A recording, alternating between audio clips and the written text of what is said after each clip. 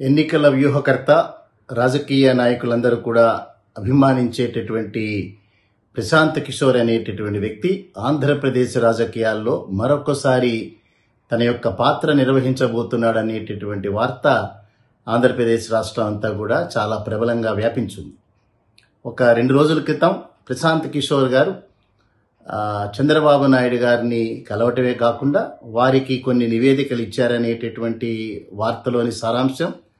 అదే రకంగా లోకేష్ అనేటటువంటి రాజకీయ నాయకుడు చంద్రబాబు నాయుడు గారి తనయుడు మొన్న చంద్రబాబు నాయుడు అరెస్ట్ అయినటువంటి సందర్భంలో ఢిల్లీలో ప్రశాంత్ కిషోర్ గారిని కలిసినట్లుగాను, రాబోయే 2024 ఎన్నికల్లో తెలుగుదేశం పార్టీకి వ్యూహకర్తగా వ్యవహరించమని చెప్పి ప్రాధేయపడినట్లుగాను, దానికి సంబంధించినటువంటి కొన్ని అంశాలని చాలా తీవ్రంగా వారు చర్చించినట్లుగా మనకి మీడియాలో వార్తలు వచ్చాయి. దాని పర్యవసానమే చివరికి చంద్రబాబు నాయుడు గారితో దాదాపు 3 గంటల వరకు సమావేశం అవటం, ఆ తర్వాత లోకేష్ గారితో ఒక ప్రత్యేకమైనటువంటి విమానంలో విజయవాడ ప్రాంతానికి కూడా వెళ్ళి మరింత లోతుగా వారిని విశ్లేషించినట్లుగా మనం మీడియాలో చూసాం దానిలో. సో ఇప్పుడు మనం ఒకసారి కనుక విశ్లేషిస్తే, ప్రశాంత్ కిషోర్ అనేటటువంటి వ్యక్తి గడిచినటువంటి కొంతకాలంగా దాదాపుగా 7-8-10 సంవత్సరాల కాలంగా వివిధ రాజకీయ పార్టీలకి వ్యూహకర్తగా వ్యవహరించటం, అనేక సందర్భాల్లో వారు ఏ రాజకీయ పార్టీకైతే వ్యూహకర్తగా వ్యవహరించినారో ఆ రాజకీయ పార్టీ విజయదుందుభి మోగించటం కూడా చాలా సందర్భాల్లో మనం చూసాం. కొన్ని సందర్భాల్లో వారు ఫెయిల్ అవటం అనేటటువంటిది కూడా చూసాం. మనం మొన్ననే తెలంగాణ రాష్ట్ర ఎన్నికల్లో జరిగినప్పుడు వారు మాట్లాడుతూ బీఆర్ఎస్ పార్టీ మరొకసారి ప్రభుత్వాన్ని స్థాపించబోతోందని చాలా ఘంటాపథంగా చెప్పారు. దానికి కొన్ని విషయాలను కూడా జోడిస్తూ తన యొక్క విశ్లేషణని దానిలో జోడిస్తూ వచ్చారు. కానీ వారి యొక్క విశ్లేషణకి, వారి యొక్క అభిప్రాయాలకి, వారు వెలిబుచ్చినటువంటి ఒపీనియన్కి భిన్నంగానే బీఆర్ఎస్ పార్టీ తెలంగాణలో ఓడిపోవటం అనేది కూడా జరిగింది.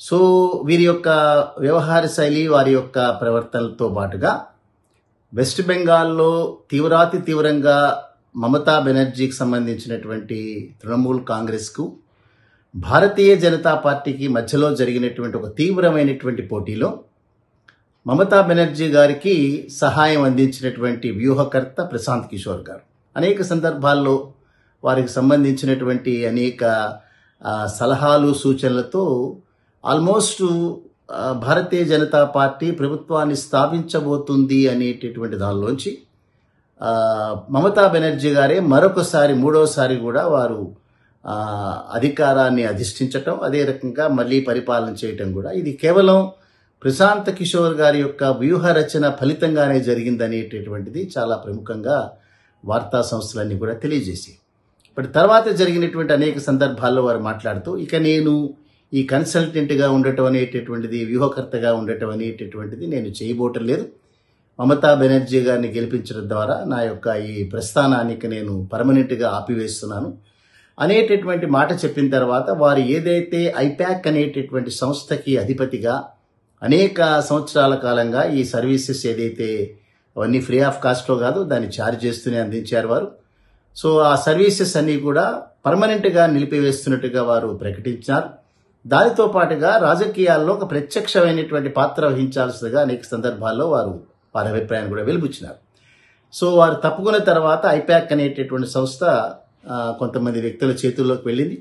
అదే ఐపాక్ అనేటటువంటి సంస్థలో రాబిన్ శర్మ అనేటటువంటి వారి నేతృత్వంలో గడిచినటువంటి 2-3 సంవత్సరాల కాలంగా చంద్రబాబు నాయుడు గారికి వారు అనేక రకాలుగా వ్యూహకర్తగా వ్యవహరించటం, అనేక సందర్భాల్లో వారు అండర్టేక్ చేసినటువంటి కొన్ని కార్యక్రమాలు వారి రూపకల్పన అనేటటువంటిది కూడా మనం చూసాం దాంట్లో. అదే రకంగా చీలినటువంటి ఒక సింగ్ అనేటటువంటి వారి నాయకత్వంలో ఐపాక్ అనేటటువంటి సంస్థ వారు జగన్మోహన్ రెడ్డి గారికి ఈ రకమైనటువంటి సర్వీసెస్ అందజేయటం కూడా గడిచిన కాలంలో మనం చూస్తున్నాం.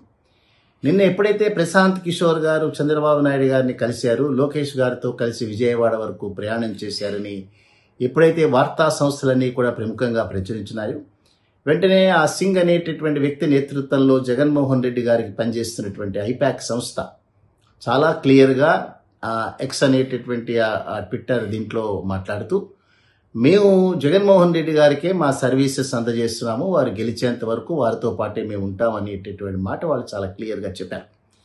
అయితే చంద్రబాబు నాయుడు గారు ఎప్పుడైతే ప్రశాంత్ కిషోర్ అనేటటువంటి వ్యక్తి జగన్మోహన్ రెడ్డి గారి గెలుపుకి ఎప్పుడైతే వ్యూహకర్తగా పనిచేస్తూ వచ్చారో, అనరాని మాటలు వారిని అంటే అనటమే కాకుండా గడిచినటువంటి ఒక 2 నెలల కాలంలో కూడా ఈ బీహార్కి సంబంధించినటువంటి డెకాయిట్ చాలా క్లియర్గా ఉపయోగించినారు చంద్రబాబు నాయుడు గారు. సో బీహార్కి సంబంధించినటువంటి బందిపోటు ఈ ప్రశాంత్ కిషోర్ ఏదైతే ఉన్నాడో, ఆంధ్రప్రదేశ్ రాష్ట్రంలో 8 లక్షల ఓట్ల వరకు వాటిని రిమూవ్ చేసినాడు. ఈ చివరికి నా ఓటు కూడా రిమూవ్ చేయడానికి ప్రయత్నం చేసినాడని ఒక తీవ్రమైనటువంటి ఆరోపణ చేశారు. అటువంటి ప్రశాంత్ కిషోర్తో ఇప్పుడు చేతులు కలపడానికి సిద్ధంగా ఉన్నారు. ప్రశాంత్ కిషోర్ గారు కూడా ఎయిర్పోర్ట్లో మాట్లాడుతూ సీనియర్ నాయకుడైన చంద్రబాబు నాయుడు గారు నన్ను కలవాలని వారు అభిలషించినటువంటి నేపథ్యంలో మాత్రమే వారిని కలిశాను, కానీ ఇంకా వేరే వివరాలు వారు ఎవరు చెప్పలేదు. వారికి సర్వీసెస్ ఎక్స్టెండ్ చేస్తున్నారా లేదా అనేటటువంటి దాని మీద వారు ఎక్కడ కూడా సైలెంట్గా ఉన్నారు. వారిని కలవడానికి వచ్చాను, వారు కలవాలనుకున్నారు అంతవరకు మాత్రమే చెప్పారు. కానీ ప్రశాంత్ కిషోర్ మీద తెలుగుదేశానికి సంబంధించినటువంటి మీడియా కూడా మాట్లాడుతూ ఈ రాజకీయ నాయకులందరూ కూడా ఇటువంటి బ్రోకర్ల దగ్గర, ప్రశాంత్ కిషోర్ లాంటి బ్రోకర్ల దగ్గర సలహాలు తీసుకోవటం అనేటటువంటిది చాలా తీవ్రంగా పరిగణించాలి. ఈ రాజకీయ పార్టీలు ఏవి ఎంఎన్సీ కంపెనీలు కావు ఈ బ్రోకర్లను ఉపయోగించుకోవడానికి.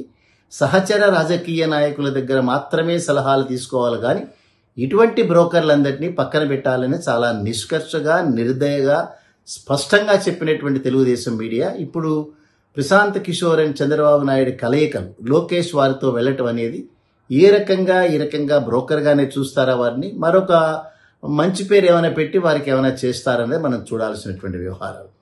సో ఇవన్నీ కూడా చాలా కాస్ట్లీ. జగన్మోహన్ రెడ్డి గారు 2019వ సంవత్సరంలో ఎన్నికైన తర్వాత ప్రశాంత్ కిషోర్ గారు, జగన్మోహన్ రెడ్డి గారు చాలా అన్యోన్యంగా వారి యొక్క విడిపోవటం అనేటటువంటిది చాలా బాధాకరంగా వర్ణిస్తూ మనమంతా వీడియో చూసాం. ఆ తర్వాత జరిగినటువంటి కార్యక్రమంలో మళ్ళీ తిరిగి ప్రశాంత్ కిషోర్ గారిని పెట్టుకోకపోవడానికి కారణాలు, మొట్టమొదటిగా వారు ఈ కార్యక్రమం నుంచి నిష్క్రమించడం, అదే రకంగా బీహార్లో ఇప్పటికీ కూడా పాదయాత్ర చేస్తున్నటువంటి సందర్భంలో వారు టైం కేటాయించలేకపోవటం, ఈ కారణాల వల్ల వారిని పెట్టుకోలేదు. సో ఇప్పుడు ఈ 3 నెలల సమయంలో ఎక్కడైతే చంద్రబాబు నాయుడు కానీ అదే రకంగా పవన్ కళ్యాణ్ కానీ మా యొక్క ఓటింగ్ శాతం పెరిగింది అని ఏదైతే మాట్లాడుతున్నారో దానికి శాస్త్రీయపరమైనటువంటి రుజువులు ఎక్కడా లేనటువంటి సందర్భంలో, అదే జగన్మోహన్ రెడ్డి గారు 2019 ఎన్నికల్లో 50% ఓట్లతో గెలవటమే కాకుండా తర్వాత జరిగినటువంటి లోకల్ బాడీస్ ఎన్నికల్లో కానీ, అదే రకంగా తిరుపతి కానీ బద్వేలు కానీ ఈ రకమైనటువంటి ఉప ఎన్నికల్లో 65-68% వరకు ఓట్లు సంపాదించడం మనం చూసాం.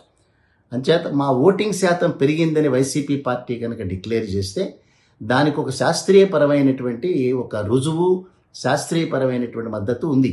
కానీ వీరు ఏదైతే క్లెయిమ్ చేస్తున్నారో ఎట్టి పరిస్థితుల్లో దానికి ఏ రకంగా శాస్త్రీయపరమైన రుజువులు లేవు. కేవలం మా సమావేశాలకి జనాలు ఎక్కువ వస్తున్నారని చెప్పడం మాత్రమే. ఏదైనప్పటికీ కూడా ప్రశాంత్ కిషోర్ గారి యొక్క సలహాలు, సూచనలు కూడా ఈ 3 నెలల సమయంలో తెలుగుదేశం పార్టీకి వాడు ఇవ్వగలిగిన సలహాలు ఏముండవు. ఇచ్చినా కూడా వాళ్ళు ఇంప్లిమెంట్ చేయగలిగినటువంటి సమయం కూడా లేదు. ఏప్రిల్లో జరగబోయే ఎన్నికల్లో ఫిబ్రవరిలో 6 మార్చిలో నోటిఫికేషన్ వచ్చే సందర్భంలో ప్రశాంత్ కిషోర్ గారు ఇచ్చిన తర్వాత కూడా ఏ రకమైనటువంటి ఉపయోగం తెలుగుదేశానికి ఉండదు. అయినా ప్రశాంత్ కిషోర్ ఓటర్లని మభ్యపెట్టేటటువంటి కార్యక్రమం చేయలేదు. చంద్రబాబు నాయుడు గారు మాట్లాడుతూ కోడికత్తి కానీ లేదా బాబాయ్ హత్య కానీ ఇవన్నీ కూడా ప్రశాంత్ కిషోర్ గారే వైసీపీ పార్టీకి చెప్పి చేయించారని ఆరోపణ చేశారు. అటువంటి కార్యక్రమాలు మళ్ళీ చంద్రబాబు కుటుంబంలో ఏమైనా ప్రశాంత్ కిషోర్ గారు సలహా చెప్తారా చూడాల్సినటువంటి అంశాలు. ఏవైనప్పటికీ కూడా 2-3 నెలల సమయంలో ప్రశాంత్ కిషోర్ చేసినా కూడా ఇది ఏ రకమైన ఉపయోగం ఉండేటువంటి కార్యక్రమాలు కాదు. అంతకుముందు ప్రశాంత్ కిషోర్ ఫెయిల్ అయినటువంటి సందర్భాలు అనేక ఉన్నాయి అనేటటువంటి వాస్తవాన్ని మనం గమనించాలి.